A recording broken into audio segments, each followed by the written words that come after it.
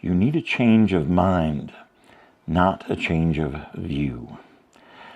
Are you amazed to find that even with such wide travel to so many places that you have not yet removed the gloom and heaviness from your mind? As if that were a new experience, you must change your mind, not the venue. Fox decided that visiting every part of the forest would make him wiser, so he set off to explore.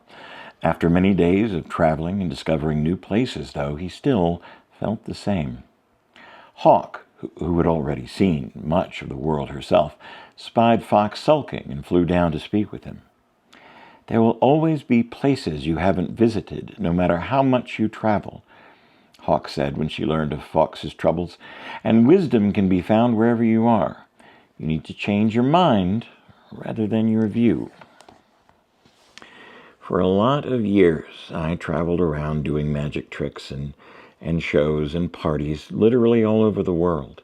I traveled with the USO. I traveled to private events in Germany and Barcelona and, Spain, I guess, if you want to expand it out, and England and China and Japan, Mexico, and all over the United States. And I loved seeing new people, and I loved seeing new cultures and trying new food.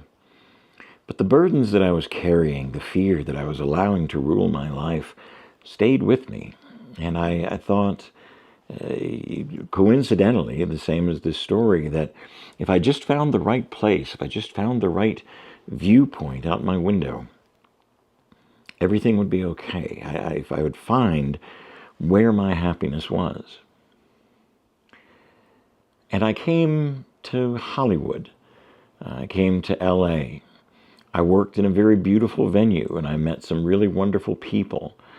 I met some not so wonderful people, and recognized that as far away from my home as I had traveled, the people didn't really seem to change that much. There was this group and this group and this group, and they all seemed to play all the same roles. And if you would have asked me 10 years ago, what is your goal? What would you ultimately like to have? And I've said this before, but I would have said honestly, I'd want a small theater, a tiny place where the crowd was intimate, where I could do my art and tell my stories and make an honest, humble living from it. And I'd like to live in a place that was beautiful, a place that inspired me to create more art. And during the pandemic, during the time that I spent alone in a very small Los Angeles studio apartment, I finally found where my happiness was. It wasn't in looking out that window and looking at the dirty streets and the angry people, the group of prostitutes that would hang out on the corner near where my little apartment was. One evening, just on a whim, I made blueberry muffins and took them out to the women standing there. Didn't say a word, just took a little basket, and I took it to them and said, "I made some muffins. I have too many. Would you like some?" That's literally all I said. Didn't try to engage in any conversation. Just handed them to them and turned around and went home. And not long after that, I turned my view inward. Why did you do that? What were you looking for? And I got all kinds of answers, some nice and some not so nice, in my own mind.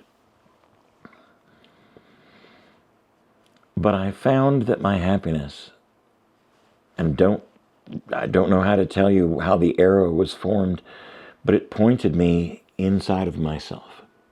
For all of my faults, for all of the harm that I have caused other people unintentionally, for all the words that I said in anger, for all the actions that I did out of my own passions and desires, I simply am an artist living in my little world and trying to make it a little brighter the best I can for my small, intimate audience in my tiny theater. And the pandemic lifted and life moved on, and I got the invitation to come to this place, to Estes Park in Colorado. And the view outside of my window is magnificent, gold and green and red as the leaves change for the fall. Magnificent mountains with the snow still, even through the summer, clinging to the top peaks. And the people haven't changed. They're still in their little groups, and they're still in their little ideas and cliques and opinions on the way the world ought to work. And there's anger and friction, but when I look for my happy place, I know where to find it.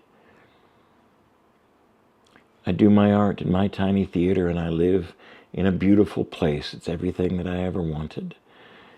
And the journey continues, and I have no idea of where it's going or how long it will last.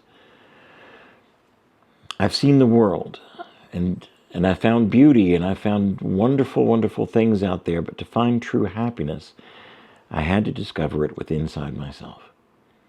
And that's where yours lies as well. Forgive yourself. Even if nobody else will, forgive yourself. Live for this moment, and this one, and this one.